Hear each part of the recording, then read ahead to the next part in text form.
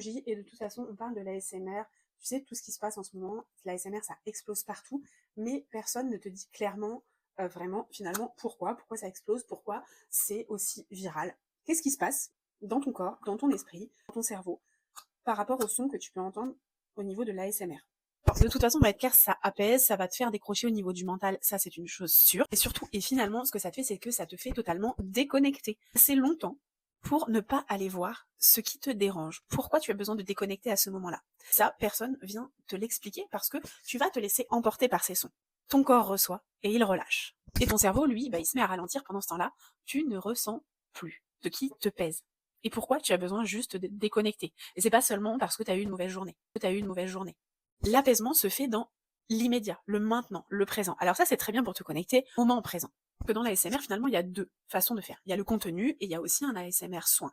L'un te détend sur l'instant, l'autre, il vient toucher quelque chose de plus subtil, au-delà du fait de toucher physiquement pour certains soins qui sont faits de manière ASMR. Tu vas consommer sans finalement venir comprendre ce que ça vient activer en toi ou ce que ça vient aussi éteindre. Comme si je te faisais une guidance, je te tire les cartes, je te donne le message. Par contre, je t'explique pas, je vais pas au-delà. Je te dis juste voilà, c'est ça, et point.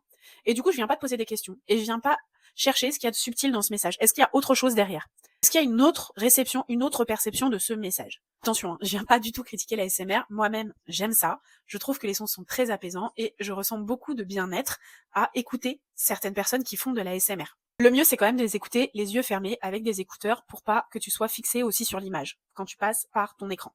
Du coup, les yeux fermés, tu pars en état modifié de conscience. Finalement, la SMR, ça repose sur le même rapport que le corps avec la sonothérapie. Que si tu lâches prise, c'est tout simplement que ton corps, il en a besoin. Mais la vraie question, et celle qui est essentielle, tu t'apaises ou est-ce que tu évites quelque chose? Puis finalement, la question, elle est même pas dissociable. Tu peux très bien t'apaiser et éviter quelque chose en même temps. J'ai pas dit que t'étais mal. J'ai juste dit que quand tu veux comprendre, il va falloir que t'ailles plus loin. Coder, structurer, passer par des étapes qui sont pas plaisantes, simplement pour pouvoir avoir des prises de conscience sur ce qui se passe à l'intérieur de toi. Et c'est pas pour autant que ça veut dire que c'est grave, hein. C'est peut-être pas grand chose. C'est peut-être juste une étape. C'est peut-être juste un petit truc. Hop, tu peux passer à autre chose à partir du moment où t'as mis des mots dessus et où tu comprends tout.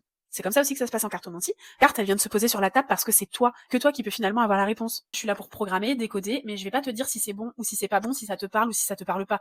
La personne qui vient consulter, qui vient dire, oui, c'est ça, c'est bon. Après, en effet, parfois quand tu veux éviter les choses, tu vas pas me le dire, on va tourner autour du pot assez longtemps. Par contre, les cartes, elles vont être redondantes et moi, je sais qu'il y a quelque chose et là, je saurais te le dire. En tous les cas, je te dis à bientôt. Puis si je t'ai un petit peu intrigué, écoute, n'hésite pas à partager, à venir me suivre, mettre un petit like et je te prépare de nouveaux contenus, de nouveaux partages. Je sais pas encore sur quoi je vais partir, mais je vais trouver.